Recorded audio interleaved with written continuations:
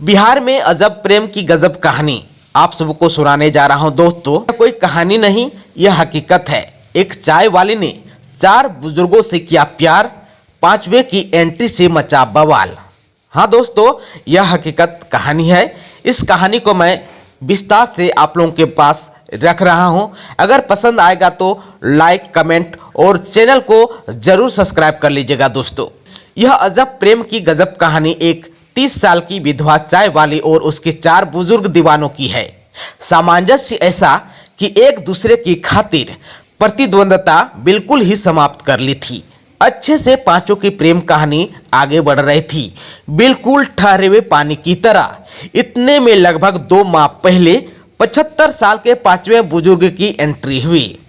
चाय दुकान पर 4 बुजुर्गों की लगातार बैठ की चाय वाले के उनके साथ की जाने वाली चोहल देख उन्हें जवानी के दिन याद आ गए। 75 साल का बुजुर्ग का पत्नी का देहांत हो चुका था, सो इसी चाय वाली के सहारे खालीपन भरने की ठानी।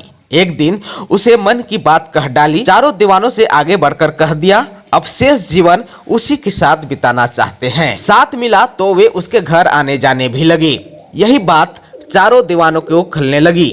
चाय वाली उन पर थोड़ा कम ध्यान देने लगी। एक दिन चारों ने मिलकर उसे कहा कि हम पांचों में इस छठे की दाखिल ठीक नहीं, इसे सबक सिखाना होगा। दीवानों का बहुमत एक दीवाने के खिलाफ देख चाय वाली भी सहमत हो गई। कहा, ठीक है, तुम ही लोग उनसे निपट लो। बीते 19 अक्टूबर को चाय वाली ने 5वें दीवाने तृप्ति शर्मा को सुनसान में मिलने बुलाया। वे भी मन में सुनहरे सपने बुनते बताए गए जगह पर पहुंच गए। वहां से पहले उनके चारों प्रतिद्वंदी मौजूद थे। पहले उनके बीच कहा सुनी हुई, कोई किसी से दबने को तैयार नहीं था। इतने में किसी ने तृप्ति के सिर पर ईंट दे मारी। वे निढाल होकर गिर पड़े, फिर नहीं उठे।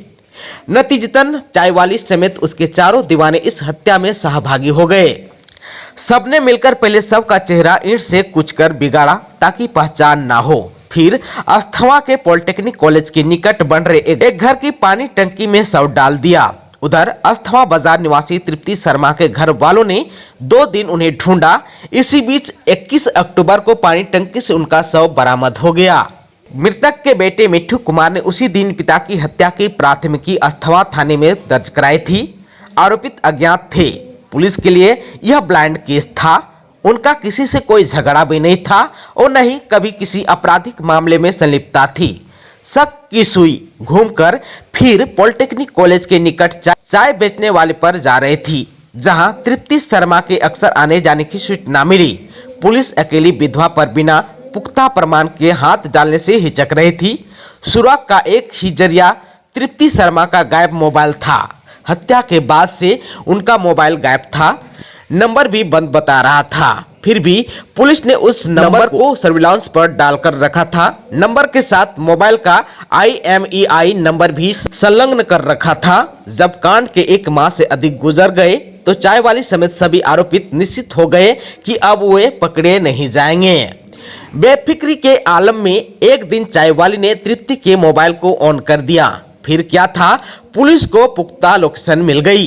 पुलिस चाय वाली के पास जा धमकी, उससे कड़ाई से पूछताछ की गई तो वह टूट गई।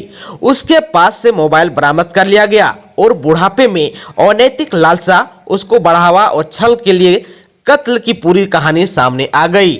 मामले में महिला समेत 5 आरोपित को गिरफ्तार कर लिया गया। पूछताछ के क्रम में सभी ने 19 अक्टूबर को तृप्ति शर्मा की हत्या के बाद स्वीकार कर ली। यह कहानी आपको कैसा लगा, हमें कमेंट बॉक्स में कमेंट करके जरूर बताएंगे। हमें आपका कमेंट का इंतजार रहेगा। तब तक के लिए बाय बाय।